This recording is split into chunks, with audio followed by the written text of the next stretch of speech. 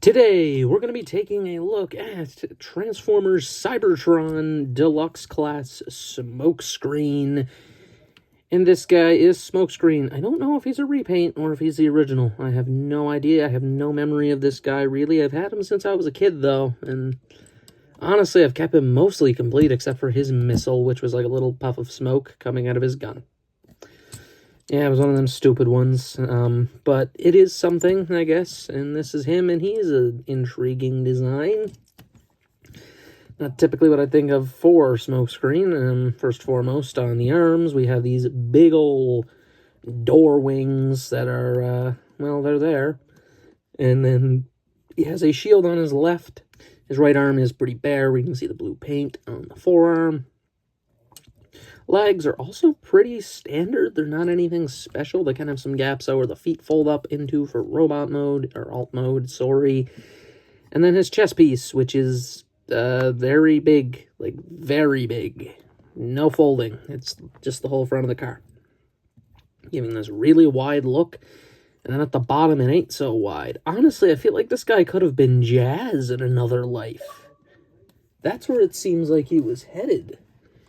Was Jazz. Like, looking at it, because that's the thing with a lot of the Unicron trilogy designs, is I see other characters in them. Like, what was called Armada Wheeljack was actually just Sideswipe. We all know that was Sideswipe, but they used Sideswipe's name elsewhere, so they couldn't use it. So then they used the Sideswipe design and named it Wheeljack. This looks like Jazz. Now, personally, I don't think they had the Jazz name, but I think this was supposed to be Jazz. And I mean, just looking at it, the head looks like Jazz. It doesn't look like Smokescreen. It looks more like Jazz.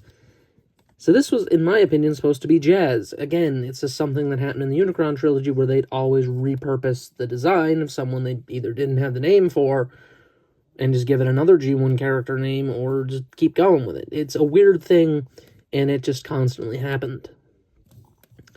And personally, I mean, I do like the design. I think it is cool. The colors are very Smokescreen, though, with the red, white, and blue. And it's, you know, pretty good. From the back, he does have these big old thingy-madoos back here. And he does have some little lines. And back here, we have his Cyber Planet key gimmick. I believe he comes on an Earth key. Not 100% sure that's the one I have with him. Earth key, up the bum, boom. Little rockets over the shoulders. Now that is reminiscent of Smokescreen, Prowl, and Blue Streak. Please tell me they didn't give him the name because of the Planet Key gimmick. Because this, like I said, clearly is a Jazz. It just looks like a Jazz. He has a Jazz body type. That's the whole thing on this, honestly. And I mean, for the most part, his only accessory is this gun, which isn't a gun. It's a spoiler. It's one of those stupid old guns. It's just a block.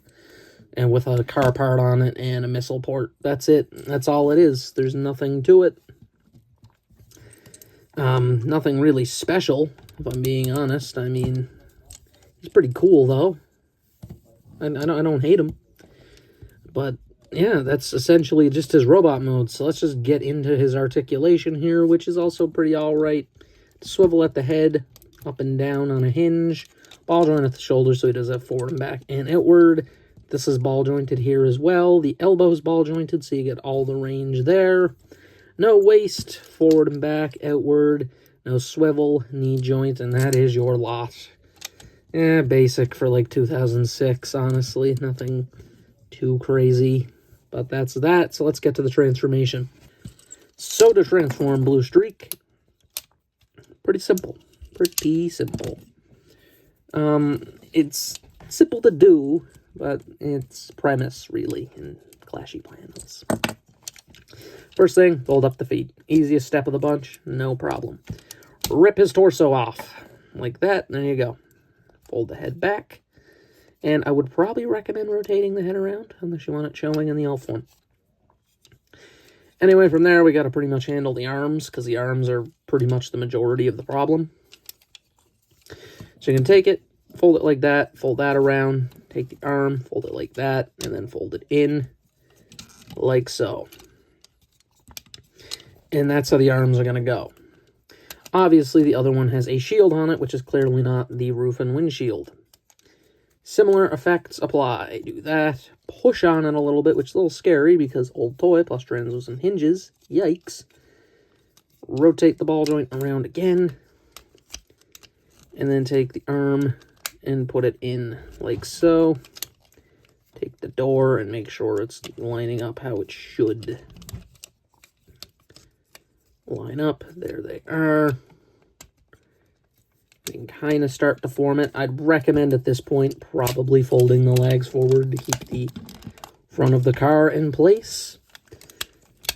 And then at that point, you just have to try to get everything lined up. I'm going to have to do this off camera just because it takes a minute to do it, honestly. Anyway, I got it lined up the best of my abilities and move these parts a little bit forward. From there, push these back, and these will then peg in like so. And they got to go around the door. And once that's done, once again, you got to just kind of finagle it in there. There you are. See, this side over here is a lot more difficult to get in place, if I'm being honest, because of the whole windshield debacle going on. If I'm being honest, it's always a little more finicky to get that one side in. Anyway, and then from there we actually do have the car, and then we can put on the spoiler, and there we have it, which once again, that's more of a jazz car. I really feel like that's a jazz car, not smokescreen. Again, it's pretty good though. It's a nice little rounded car. Don't mind the roof being the roof.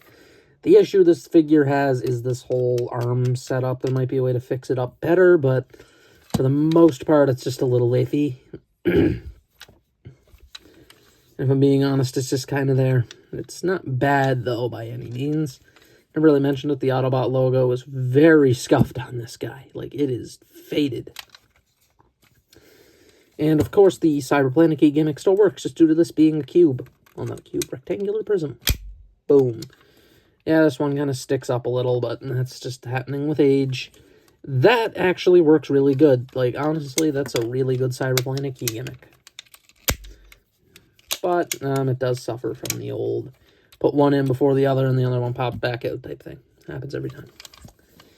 And I mean, you know what? For a car, it doesn't look bad. It rolls actually really well. Like, surprisingly so for a kind of blocky thing. I guess just because there's no under kibble, and most of the kibble underneath is the legs. And it all folds away so nicely. So that's nice.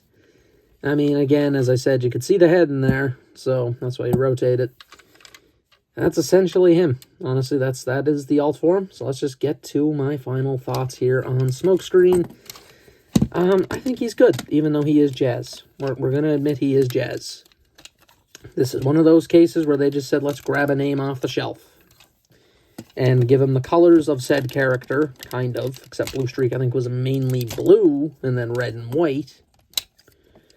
They've since changed that around to red, blue, and gray. But he is Smokescreen.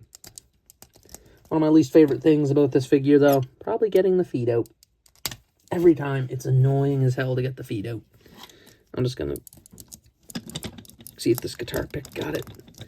There we go. Guitar pick does have it. But essentially, this guy's fine. He's a good figure. Nothing special. He does have his issues. There's different ones. I think there's a black and purple and gold one, if I'm not mistaken. That one could be the original. I'm not 100. But this is an intriguing guy, nonetheless. There's nothing wrong here. I mean, he's just kind of a guy, honestly. He's very forgettable Cybertron figure, in my opinion, because he doesn't do anything particularly well, and he doesn't do anything particularly bad. He's really in the middle. His gun does suck, though. His gun sucks. That's just the time. Honestly, I can't really fault him too badly. His transformation's a little clashy.